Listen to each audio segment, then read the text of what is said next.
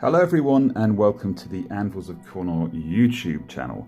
In today's video I'll just be doing a quick unboxing for the Space Marines Chaplain in Indomitus Terminator armour that was recently released off the back of the Leviathan box set. So revamped Indomitus scale, which is always good, especially for someone like myself that uses so much Tortuga Bay and true scaled models across my army.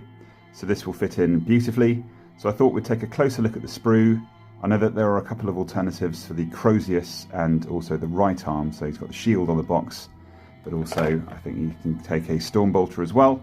A couple of different heads. But let's take a closer look inside and sort of look at the detailing. I'll also discuss at the end of the video my thoughts on the pose, especially in comparison to the other two characters that you can get. So the Librarian, who's casting mind bullets, as Tenacious D would say, and the Captain that was part of, both of those were part of the Leviathan box set. So instructions, put them in the bin immediately, sack them off. Base, got enough of those. Okay. So what have we got? So we've got a lovely Crozius. I mean, obviously Croziuses in 40k are very much an Imperial device, stroke weapon. But in Heresy, a Crozius can represent any kind of weapon you like. So it could be a power maul, it could be a power axe, it could be a thunder hammer, it could be a power fist, I believe. Maybe wrong, but I don't think I am. But yeah, so you've got the first Crozius up there. All right, so you've got the one blind eagle and the one seeing eagle head, and then we've got the other Crozius down here. So you've got a couple of bits to add to that. Okay, so you need to locate those on the sprue. So where are we? Where are those bits? Here we go. Right, bottom left. Okay, so you can tell this is never taken this sprue out of the box before, so this is fresh. Otherwise I would have known the positioning. But yeah, lovely little eagles there as well. Okay, so these will actually come in very handy in my bits box if I ever wanted to do a 40k conversion or commission or something along those lines. We'll look at the shield as well. So you've got that shield there, which mercifully, I mean, I actually pop the detail in there. You could actually take off a lot of that detail without molesting the shield too much. And you've got a bare little sort of marking there, presumably for a grip on the back of the hand. Let's look at the detailing for the shield, just down here. So typically skull, bones, scroll, etc., etc. And you've got the handle there for the shield. Again, that would probably come in pretty handy if I wanted to do another shield in my 30k force. I've got 10 Indomitus so far that I've made. All right, so let's now, in the interest of having a look at both options, so you've got the Stormbolter there, so just simple winged skull, box mag, that kind of situation. I won't be using these ever in 30k, so just use a combi bolter instead. You've got the skull helm there, which looks pretty good. You've got what look like little panda ears, but those are to bring it in line with the standard Indomitus style head, where you have those little vents on the top. Just normal for a Chaplain. Okay, skull helm. I will, on mine that I make out of this one, that I'll be running alongside my Death Shroud, possibly in a Land Raider Spartan with a bit of a Death Star, or maybe even beaming him down with a Warmonger to give them hatred, so they reroll misses in combat. I'll be using a helmetless head, but I won't be using the stock one here that has that scar and a couple of those little service studs there. Each represent, I think, 50 years service in the chapter in 40k lore. Again, please comment in the section below if I'm wrong there, but as far as I'm aware, that's correct. You've got his belt just here.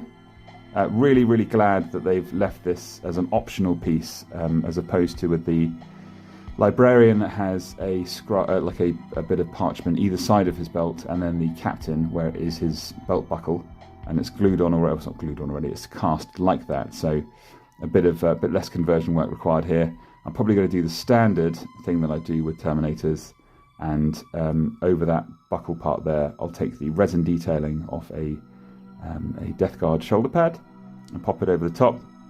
Works very nicely underneath the curve of that torso there. Okay, so you can just see that little curved section there. Underneath the ribs, I think the torso itself looks absolutely badass. You've got that skeletal imagery there. You've actually literally got the skull and crossbones. We'll possibly remove that. I know it's a Chaplain, but I don't want to do skulls on skulls on skulls on skulls. Okay, so I'll have a look into that. I'll see what I want to do there. Might figure something out quite cool.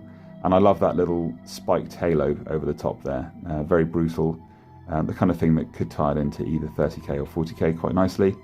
Other detailing with the armor as well. I like the van braces that you get with the studs there. Again, skulls on skulls on skulls. I'll remove the skulls from this one. We'll see, but I don't want them everywhere. You've got them on the van braces, the chest. You've got them on these little armor sections, on one of them anyway. I don't really understand why they've made it asymmetric like that. Maybe because that must be for the opposite side to the Terminator pad with the crux. So again, we'll be removing the crux, but it's a standard thing in 40k. I think each crux contains a small sliver of the Emperor's own armor, which is quite cool. Leave the studs, they're nice. Okay, studs are always good, especially for painting, especially if you're using things like oil washes. They go down an absolute treat. So you've got the shin pads, the greaves, I should say. So one on top of the other. Again, another skull, but those little clou de Paris sort of pyramidal style studs on the front, they're great. Remove the purity seals. Have a look. I mean, I'll leave the skulls till very last, so I can just weigh up the model as we go. The other pad there, scroll. We'll see. I mean, they weren't really given to too much commemorative features and aesthetic in the Death Guard, so I'll probably get rid of that as well. Overall, okay, leave space for a nice command decal. Standard sort of exoskeleton that you get with the Indomitus pattern armor. I really love how scaled these are. I really can't sort of explain that or sort of say that enough, really. Again, you've got the studs on the back on the arse plate there, but that's very much stock sort of style for the torso. I believe that is more or less everything with this kit. Very simple, easy to put together. They've managed to chuck on an awful lot of detailing here. What's really nice is that you've got the alternatives, so you can go for the shield or the Stormbolter if you want, and then you've got two different styles of Crozius, depending, all right? Otherwise, my sort of critique would be, I mean, skulls, I mean, there's not really an awful lot you can do about that. It's a 40k Space Marine, so that is definitely part of the remit. However, I think that the fact that it's so monopose, it's something that they've done with characters for quite a while now. I think even, dare I say, since the old, was it 3rd edition character sprue, the Commander sprue, where you had a torso and legs were separate. Again, if I'm wrong, please do mention below. But monopose, not ordinarily an issue, certainly for a more sort of capable modeler like myself. Just crack out the jeweler's saw and some copper wire, and then fill in the gaps with green stuff to make some nice soft armor. My critique, though, is specifically, and I put this up on my Instagram stories earlier, the poses for the Chaplain, the Librarian, and the Captain, they're not identical. I'm not saying that they're identical, but they're all pretty bloody close to each other. Right leg forward, propped up on something. So this guy has a little bit of masonry there that he's standing on. Okay, the Captain's standing on a dead bug, and with the Librarian, he's also standing on a bit of masonry or a rock. Tactical rocks, again, nothing new. Much like skulls and purity seals, it's kind of part of their kind of build prerequisite now, I suppose, when they're designing these things in the studio. What looks cool? Oh, he's got one of his legs up. It is heroic, don't get me wrong, but they've all got their right leg forward. The Librarian does have a lot more dynamism to his look. He's properly charging forwards. It's a great pose. but he's got his left arm up like this guy. The commander, the captain, has his lower down, but it is ostensibly in front of him. And then you've got the lowered right hand on all three. Their torso's twisted to the right on all three, and they have that little scroll somewhere around their sort of groin or between their legs on all three. So I'm going to probably risk it and leave the pose on this one as is. Maybe changing around the arm. The head positioning will be able to be changed quite easily because you have that aperture there. All right, so you could really have it turned really far in each direction if you want, so you can really change the focus of the model. I think it's vitally important when you are converting models to really consider the position of the head and where the focus is. So if you have a model, I mean, the biggest mistake that people make is when a model's firing a pistol or a gun and yet they're actually looking in totally the different direction to the barrel of the gun, which is just, in my opinion, a bit stupid, a bit silly. But there we go, we all start somewhere. I'm sure I have a few models in my archive that have just that sort of situation, but I always like to have them following their eyes, following the direction of the munition, all right? But I have a few ideas for what heads I'm going to use with this guy. So give you guys a little sneak peek.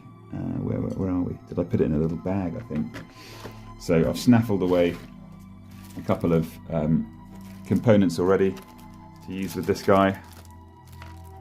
So obviously a Tartarus, or a what would you call it? A Tigris combi bolter. I believe that's Tigris. Please let me know if I'm being a moron. And in line with the skeletal kind of look, and also to bring it in line with the more veteran member of the Legion, I think this head, possibly without that lens, having that there would be pretty awesome.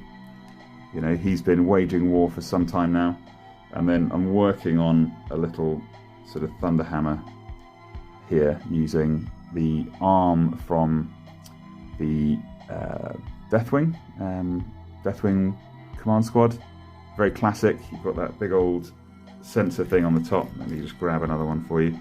So using the arm from this, but with the more tilted arm, the tilted wrist, sorry. So you can really kind of feel the weight of that hammer. The hammer itself is from Leagues of Votan. I think it's one of the characters you've got there. And I'll have to obviously change around the hand on this guy. I think I might even have some combi bolters from my very unpainted. They're actually covered in cobwebs, believe it or not. Wow, that's pretty impressive. But my true scale Tartarus from a couple of years back, probably able to steal a bolter off them or a gun from them. Just to get this guy battle ready. But I've got, you know, it's one of those processes that I have when I make models. I think, okay, what do I want to change? I think minimum 3 things need to be changed. And there is a maximum. You don't want to sort of really sort of overcook it. I think it's very easy to do that. Some creators thrive on that, and that's their image, which is fine. But I think it needs to be sort of clear what I'm trying to go for. But fairly subtle in the execution, all right? Anyway, I really hope this video has come in handy. I can't wait to start converting this chap and get him painted up just to give my Death Shroud a bit more of a hit in combat, especially when they're attacking with AP3 weapons, which is, by the by, they're not really going to do an awful lot against Terminators or anything with a 2+ save.